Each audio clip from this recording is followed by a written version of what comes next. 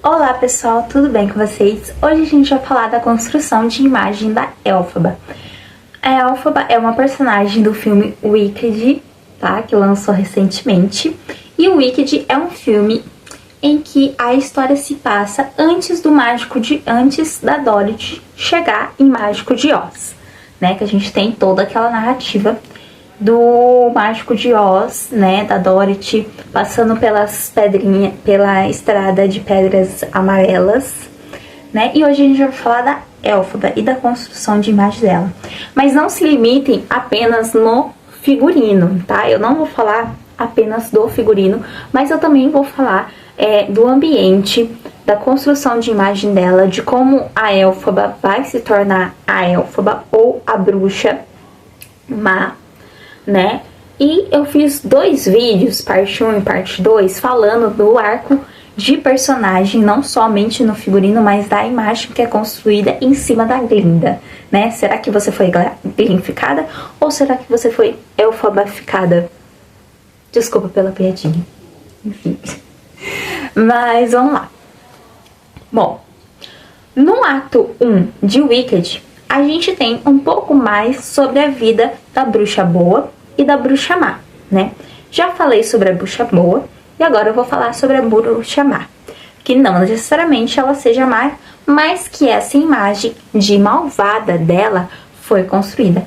Tanto que na primeira cena a gente vê, né, essa imagem muito pregnada, muito clara, muito introduzida na mente do povo de Oz, né?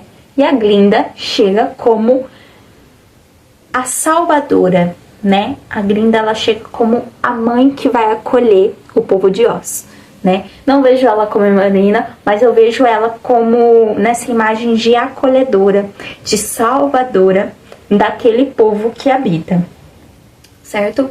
E a gente sabe, né, quem assistiu o Wicked, o ato 1, que a imagem das duas foi muito bem articuladamente construída para que a Elphaba se tornasse má e para que a Glinda se tornasse a boa, né? A gente vê tudo isso. Bom, para primeiro a gente entrar na história da Elphaba, eu vou falar um pouco sobre as cores, assim como eu fiz no vídeo da Glinda, né? A gente tem o preto, a gente tem o vermelho, a gente tem o verde, tá? Então, a gente tem uma paleta de cores mais fortes, certo? A gente tem o amarelo, também é muito importante o amarelo, né? Então, vamos lá. O preto, ele é a ausência de todas as cores, certo? Diferente do branco. O branco é a presença de todas as cores e o preto é a ausência de todas as cores. O vermelho significa pecado, paixão. Ele é uma cor intensa que demonstra poder. O verde, ele é uma cor, assim, também muito presente, certo? E a gente sabe que o verde representa esperança, vitalidade, né? Remete muito à natureza, né? Então o verde, ele também tem essa presença. É muito legal que no filme Wicked, se a gente for parar pra pensar, ele não é um filme de fantasia, mas sim um filme que traz muito essa política, né? Essa sociedade em que a gente vive, né? Então a gente tem vários povos diferentes, a gente tem a Glinda como padrão, a gente tem a Elphaba como alguém que seria fora do padrão, que pode remeter ao racismo também, né? Pode fazer essa associação, né? Onde todos discriminam ela pela sua pele verde, certo? Tanto que quando ela chega na faculdade, né, na universidade, ela fala, e aqui está a minha irmã, que é totalmente de uma cor aceitável, né? Então, quando ela fala aquele discurso, sim, eu já nasci verde, né? Ela fala como uma voz de autodefesa, uma voz de autopreservação.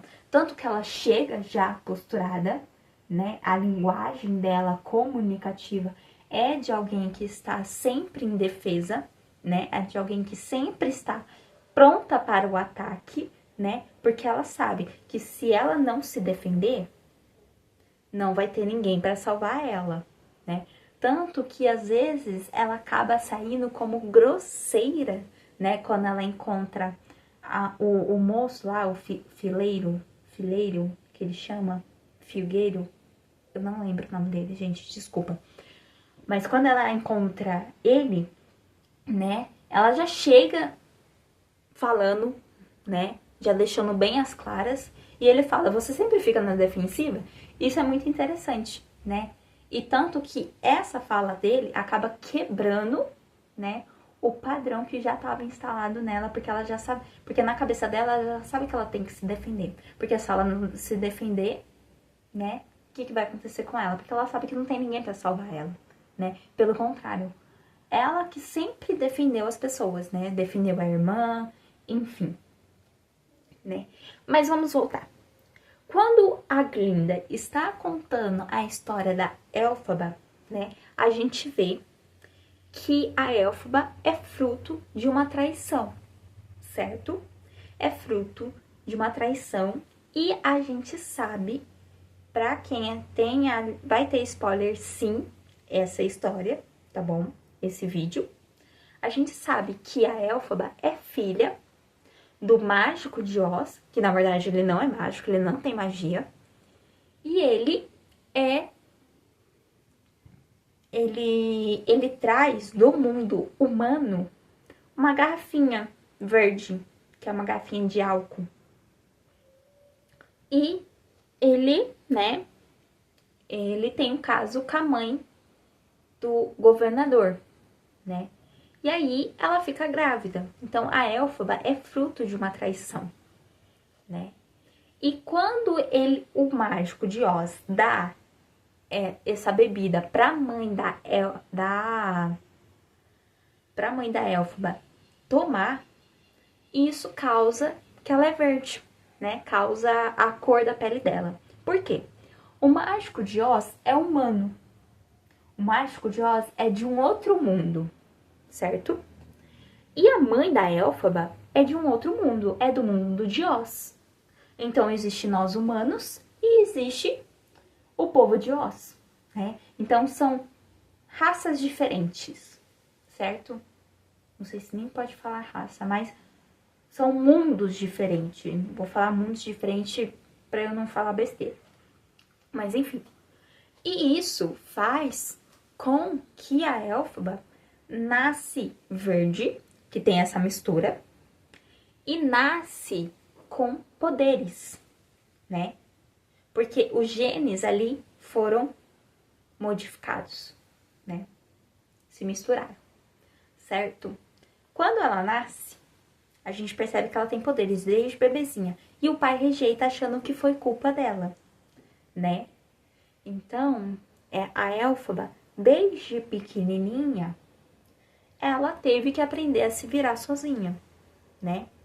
Ela teve que dar ali o seu jeito. E o que é muito interessante também é na paleta de cores. Porque quando o governador sai e o mágico de Oz entra para ter o caso com a mãe da Elphaba, você vê que a paleta de cores muda? A gente vê toda aquela iluminação, a gente vê o preto, o azul marinho no governador, mostrando que ele é um homem de seriedade, ele ocupa um cargo importante, então isso tem que remeter ao figurino dele, certo? E a mãe, você vê que ela tá com um look chamativo, se não me engano é vermelho. E o vermelho, ele é muito associado à paixão, à sedução, ao pecado, né? À fertilidade da mulher, né? Então a gente já vê essa construção.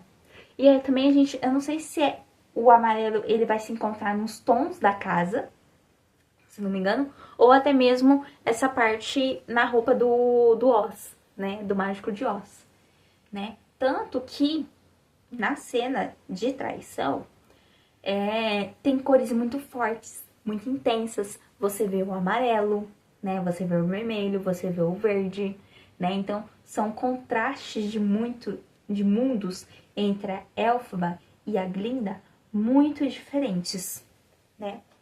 Ok, acontece a traição, a Elphaba, a gente chega na parte do parto da Elphaba.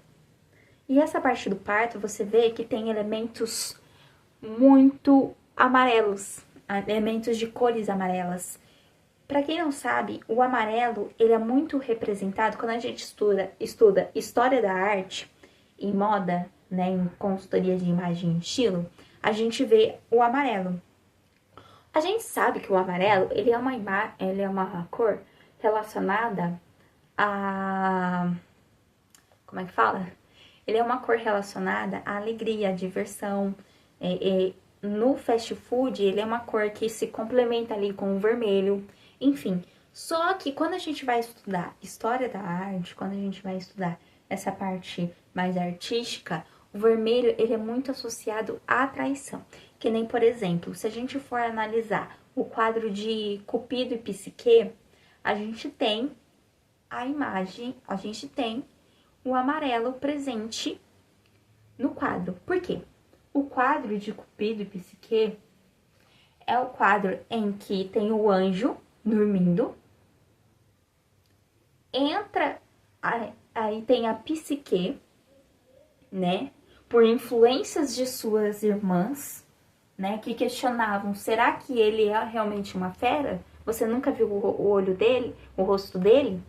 E assim, Psique indo pela influência de suas irmãs e quebrando a confiança do Cupido, né? Ela pega a lamparina e ela aproxima a lamparina do rosto dele para ver se realmente ele é um monstro.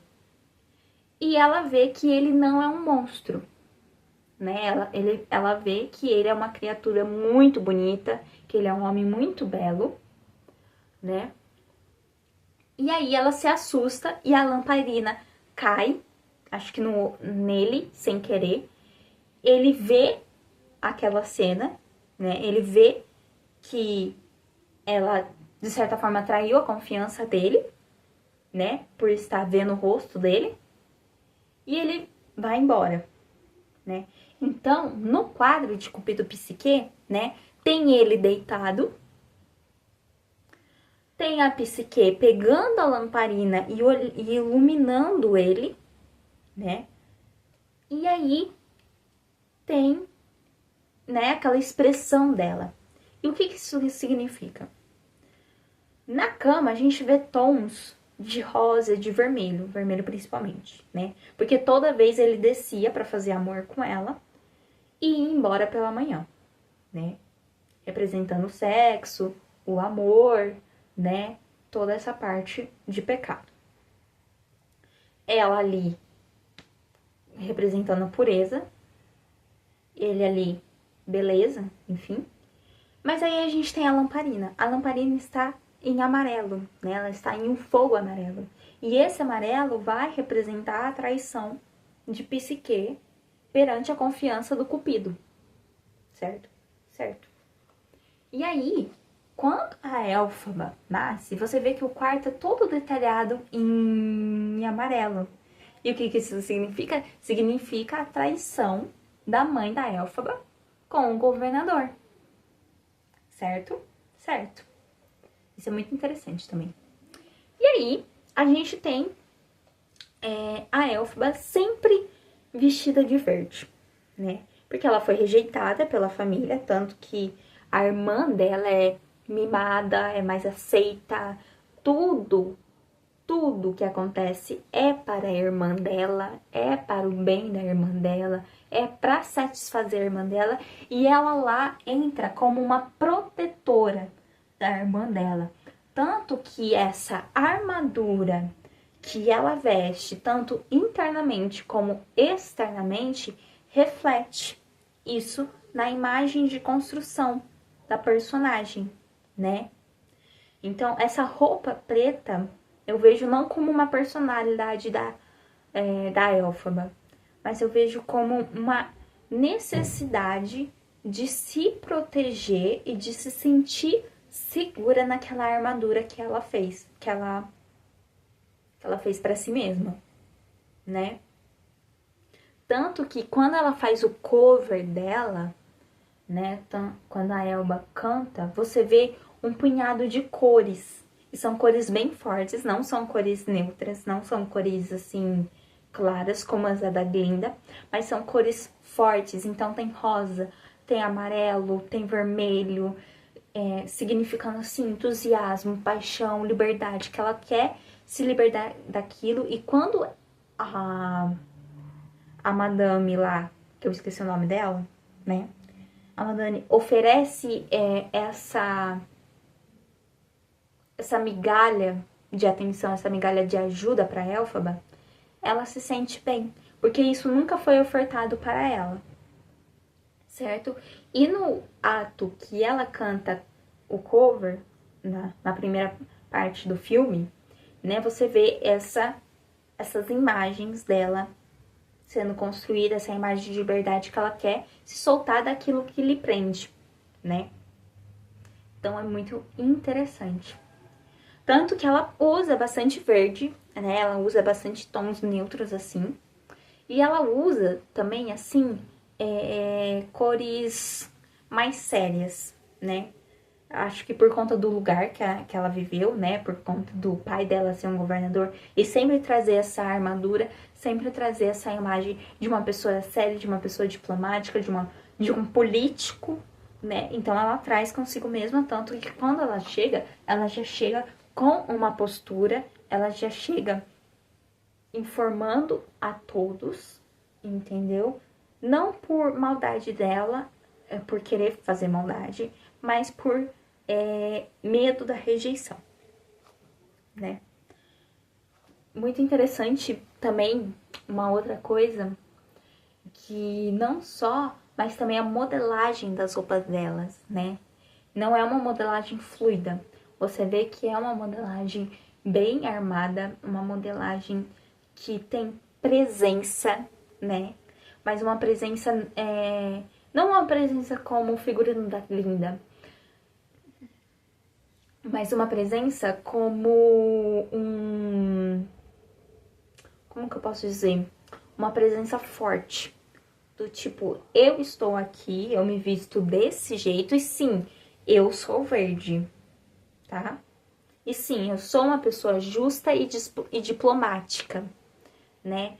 Tanto que ela abraça, você vê que ela abraça muito as causas sociais, né? Ela abraça as causas dos animais, né? Que em Oz tem os animais com A maiúsculo e tem os animais com A minúsculo, certo? E aí, ela traz essa parte mais diplomática dela, mais social. Por quê? Foi o ambiente que ela viveu, né? Então, possivelmente, que nem, por exemplo, a Glinda, ela nunca parou para pensar por esse lado. Porque o ambiente que a Glinda viveu é um ambiente totalmente favorável para a Glinda, certo? E o ambiente que a Elphaba viveu é um ambiente em que não era favorável para ela, em que o pai dela era governador e ela via que o pai tinha que lutar pelo povo, certo? Tinha questões sociais, diplomáticas, enfim. Ela tinha que proteger a irmã dela, porque a irmã dela é cadeirante, né? Então é também um público de minoria. Então ela vem de um ambiente em que o público é minoria e ela sabe como é se sentir inferior ao que a sociedade dita que é certo, né? Então, por isso que quando ela chega, ela abraça essa causa dos animais. Também isso é muito legal. E nas aulas você vê que ela tá sempre com um terninho, né? Com uma roupa assim mais social. Porque você vê que ela é uma pessoa diplomática, você vê que ela é uma pessoa justa, né? Ela fala que não é justo fazer isso com animais. Será que realmente a gente tem que colocar os animais numa jaula? Né? Realmente. E por que os animais são colocados em umas jaulas? Por quê? Porque para Oz, né? A gente sabe que o filme ele se passa quando Oz já tomou o mundo de Oz, né? O mágico de Oz. E a gente sabe que o mágico não tem poderes nenhum, né? É só criada essa imagem dele, né? E ele, que é humano e que vem de fora, no mundo dele, não é normal os animais falarem, né? Então, os animais, eles não vão só representar os animais, não. O filme Wicked, né, o filme de Oz, é um filme muito social, se você for parar pra pensar. Um filme muito social, em que essa parte de luta, de justiça, de lutar pelas minorias é muito representada no filme. A Elphaba abraçando a causa dos animais, os animais sendo silenciados, né? Os animais sendo colocados numa jaula, certo? Aquela imagem em que é construída da Elphaba vilã e da Glinda boa, isso totalmente é articulado. É premeditado isso daí. Por quê? Para ter um herói, precisa de um vilão. Certo? Certo. E quem a gente vai colocar como vilão? Quem a gente vai colocar como herói? É muito fácil você pegar uma pessoa que foi ridicularizada a vida inteira, que foi deixada de canto, que foi menosprezada, que foi injustiçada, e dar um pouquinho de atenção para ela, um pouquinho de migalhinha para ela, e dar aquela mínima esperança e usar isso ao seu favor. Abusar e usar das emoções dela de fragilidade ao seu favor. Por quê? O que a Madame faz? Ela pega essa pessoa que a Elphaba aparenta ser machucada, fragilizada, na defesa o tempo todo. E ela fala, olha, você tem potencial. E a Elphaba realmente tem potencial. Você tem potencial. Eu vou te ajudar. Só que ela faz nisso não como o que a gente sabe, né? Ela faz isso para usar a Elphaba. Porque ela sabe que se ela quer ter uma heroína, ela precisa de um vilão. Certo? Um não fica sem o outro. Então, ela pega a Elphaba, que tá fragilizada, dá confiança, dá esperança, e a gente sabe que a esperança, a confiança usada do jeito errado, a gente sabe a construção que isso vai dar. A gente vê essa construção de personagem, a gente vê essa construção de herói, essa construção de vilão nos filmes da Marvel, nos filmes da DC, isso é nítido.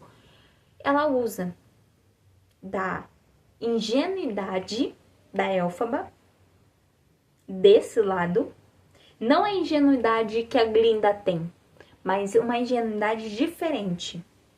Essa ingenuidade da Elphaba em sentir que agora ela será acolhida, ou seja, a Madame atende o maior desejo que a Elphaba queria, que é ser aceita, que é ser acolhida.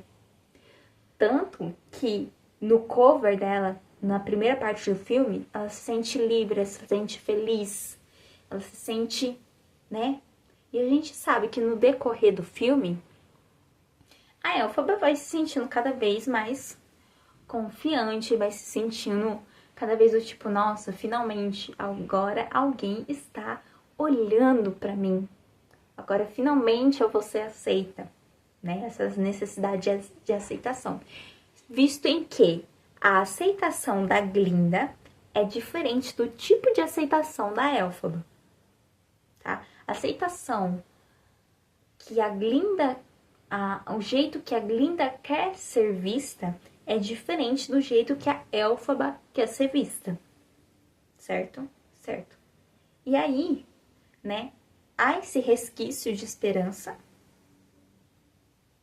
o Oz e a Madame aproveita dessa parte ingênua da Elphaba, visto em que eles sabem que a Elphaba é inteligentíssima, que a Elphaba tem talento, mas que a Elphaba ainda tem feridas para serem curadas.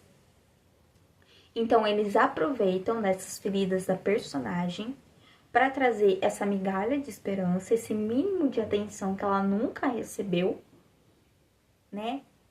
Para eles atingirem o objetivo nela e moldar essa imagem que eles querem moldar dela como vilã e pegar a inocência da Glinda e moldar essa imagem da Glinda como a bruxa boa e a bruxa má.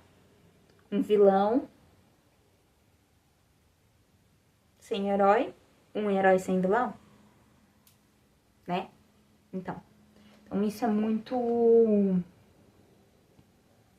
legal, muito legal se você for parar a pensar. E aí, a gente vê no final de Wicked, essa parte. E uma outra cena que é legal da gente discutir é a construção de imagem da Elphaba, da bruxa em si, né?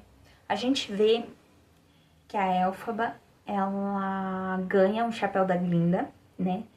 Que é um chapéu preto, pontudo. Mas esse chapéu era da Glinda, era da avó da Glinda, né? Tanto que quando o amigo da Glinda vê aquele chapéu, ele zomba de certa forma. E a Glinda fala, ai, era da minha avó, acha? Esse negócio que ela me deu. Então, a Glinda também contribui para a construção de imagens de bruxa má da Elphaba. E o que acontece? Acontece que essa construção, a gente já vê, essa construção pela metade, a gente já vê na metade do filme. Na festa de Oz, né? Aquela festa lá clandestina.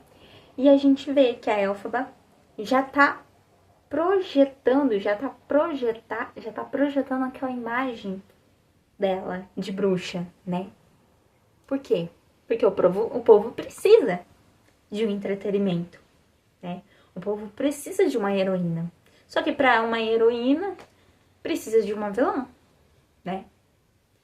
E a Elphaba já é julgada desde a primeira parte que ela entra em cena, né? O povo se assusta, né? Nossa, ela é verde. Como assim ela é verde? Nossa, ela tem poderes. Ela é uma ameaça. Então, ela já é vista como uma ameaça para as pessoas. As pessoas já veem ela como uma ameaça. A gente sabe disso. Então, a Madame já sabe que ela é vista daquela forma, que já está sendo projetada aquela imagem nela, abusa e usa da sua fragilidade, porque sabe que tem talentos, né? E no final a gente já sabe o que acontece, né? Então, e a capa que a Glinda coloca nela, aquela parte da vassoura. Então, tudo isso, gente, é construção de imagem. Tudo isso. Verde e preto. Vamos lá. Nos filmes da Disney, eu não sei se você é fã dos filmes da Disney, mas nos filmes da Disney, o preto, o verde principalmente, sempre foi alinhado à vilania. Tanto que agora eu vou fazer até uma interligação. Sabe o Super-Homem? Super-Homem, Superman? Certo? Tem a Kryptonita. Se não me engano, a Kryptonita é verde. E a Kryptonita é a fraqueza do Superman. Certo? Certo. Então, o verde, ele sempre foi, de certa forma, a maioria das vezes, associado ao vilanismo. A gente vê isso na Malévola, o filme da Malévola. A gente vê isso na Rainha Má. A Rainha Má é usada muito vermelho, né? A maçã, o vermelho, o preto, a roupa preta que ela usa, né? Então, todas essas cores, essas 3 composições, preto, vermelho e verde, é muito direcionado para a vilania, né? A gente vê não só o preto, o vermelho e o verde, mas também o roxo. Quem assistiu A Princesa e o Sapo? O Dr. Facilier, né? Ele usa muito do roxo, né? Então, todas essas cores mais escuras, mais tensas, mais densas, elas são usadas, né, na vilania. Então, você vê o contraste entre o mundo da Elphaba e o mundo da Glinda. E você vê o contraste de imagem sendo construída estrategicamente na Glinda e estrategicamente na Elphaba. Então, aquilo não foi porque elas quiseram. Aquilo foi extremamente proposital pelo Oz e pela Madame, né? Então, você vê como que esse preto, ele não vai representar só o lado triste da Elphaba, o lado sombrio dela, digamos assim, mas também o lado do poder dela. O preto, ele também representa, embora ele seja ausência de cores, ele vai representar muito essa ausência, esse poder, né? Essa autoridade. Eu tenho superpoderes. O mágico não tem superpoderes. O mágico não tem poder. Quem tem é a Elphaba. A Elphaba tem poder. Certo? A Elphaba é uma feiticeira por natureza. Uma feiticeira por nascença. Certo? Não por culpa dela, mas sim pela traição da mãe com o mágico. Certo? E também, né, não só o poder, mas também o verde. O verde, ele não vai representar esse lado má da Elphaba, mas ele vai representar esse lado de esperança dela, de liberdade, sabe? De que ela quer estar livre daquele estereótipo, daquele estigma que é colocado sobre ela. Então, isso é muito interessante também de se pensar, né? E que mais que tem pra falar sobre a imagem de análise da Elphaba?